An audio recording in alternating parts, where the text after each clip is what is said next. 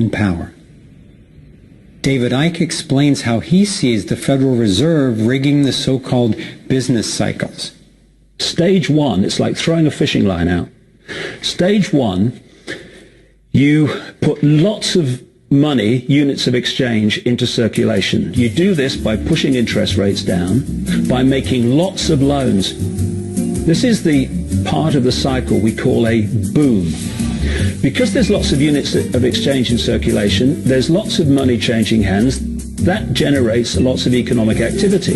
That generates jobs. And as more and more money is spent, there's more demand. So companies take out more loans of fresh air money to increase their production.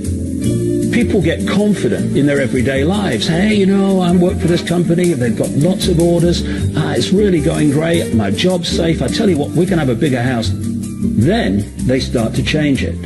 What they do is they pull the fishing line in. They push interest rates up.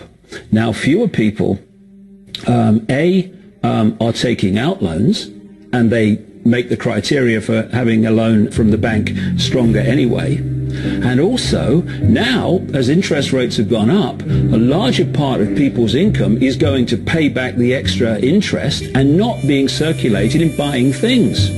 Suddenly, there's nothing like as much money in circulation, and therefore, fewer things are being bought. Companies start to go down in terms of their profits. They start to shed jobs, and they start to go out of business.